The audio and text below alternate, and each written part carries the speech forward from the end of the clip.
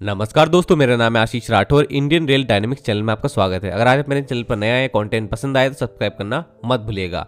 दोस्तों, हमारे देश की स्लीपर वंदे भारत एक्सप्रेस तैयार है और बहुत जल्द ट्रैक पर होगी। इसकी जो मेकिंग स्टोरी यार उसको समझेंगे, आखिर कैसे ये ट्रेन बनी है, और ऑफिशियल वीडियो BEML की तरफ से आ चुका है इसकी मेकिंग का, तो वो भी देखेंगे आगे। दोस्तों, आप सभी जानते हैं वंदे भारत को हम T18 के नाम से जानते थे। ये चेयर कास्ट ट्रेन हमारी 2019 में सामने आई।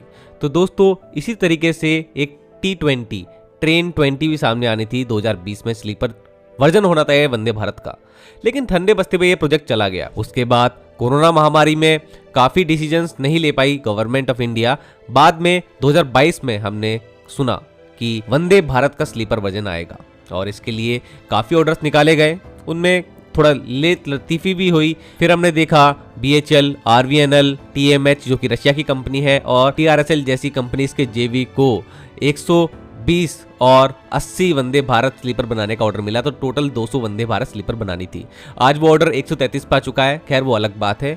लेकिन जब 2023 में ये सब चीजें चल रही थी, तो जून के महीने के आसपास हम लोगों के पास अचानक से खबर आती है, एक तरह से वाइल्ड कार्ड एंट्री आप मान लीजिए, कि ICF चाहता है कि BEML बनाए उनके लिए 10 स्लीपर वंदे भारत एक्सप्रेस। तो ये एक सरप्राइजिंग प्रोजेक्ट था हम सभी के लिए, और ज्यादा उस वक्त लोगों ने इनको कवर भी नहीं किया। मैंने देखा मीडिया आर्टिकल्स में उस वक्त ज्यादातर खबरें 200 स्लीपर वंदे भारत एक्सप्रेस की ही चल रही थी। बाद में धीरे धीरे जब टाइम बीतता गया, तो ICF और BEML की तरफ से जब पहली बार इंटीरियर और एक्सटीरियर के बारे में बताया गया कि किस तरीके की ट्रेन वो डिजाइन करने वाले हैं, तो उन्होंने सबको चौंका दिया। हम लोग खुद हैरान थे कि कितना अच्छा इंटीरियर और एक्सटीरियर एनिमेशन में डिजाइन किया गया है, और एक्सटीरियर में एरोडायनेमिक लुक भी बहुत ही डिफरेंट लग रहा था अभी चल रही हमारे देश में वंदे भारत एक्सप्रेस से। तो अब हम लोगों ने देखा कि साल का अंत होने वाला है और डेडलाइन रखी गई थी इस ट्रेन को बनाने की मार्च 2024 में, तभी सामने आनी थी। लेकिन जब हमने देखा टाइम और बीता, तो नए साल आते आते रेलवे मिनिस्टर जब पहुंचे प्रोडक्शन को देखने के लिए, तो उस वक्त तक एक्सटीरियर की जो डिजाइन है वो चेंज हो चुकी थी। एरोडायनेमिक लुक जो था वो डिफरेंट हो चुका था। कुछ इस तरीके का एरोडायनेमिक लुक उस टाइम पे दिखाया गया, तो ये भी हम सबको बहुत पसंद आया। लेकिन क्या ये इतनी जल्दी अचीव हो पाएगा, ये हम सबके दिमाग में क्वेश्चन था। तो अब मार्च का वक्त आ चुका था, लेकिन हम लोगों के सामने स्लीपर वंदे भारत एक्सप्रेस नहीं थी। इसका मतलब BEML लेट हो चुका था अपने डेडलाइन से। अब हमारे सामने उस टाइम पर सिर्फ यही फोटोज थी देखने के लिए जो आप लोगों के अभी सामने है। यही हम लोगों ने मार्च तक और अप्रैल तक देखी। उसके बाद चुनाव आ ही गए। अब चुनाव के टाइम पर काफी चीजें सामने नहीं आई। चुनाव हो जाने के बाद में जब MOS डिफेंस पहुंचे BEML, तो वहां पर वो डिफेंस के प्रोडक्ट तो देख ही रहे थे, और उनको BEML ने वंदे भारत स्लीपर की भी डिजाइन दिखा दी। अब यहाँ पर क्या होता है, हम लोगों को थोड़ा सा आइडिया मिल जाता है वहां पर उस वीडियोस में कि कलर कौन सा होने वाला है। तो कलर बिल्कुल सेम होने वाला था, वंदे भारत सैफरन जो अभी चल रही है उसके जैसा।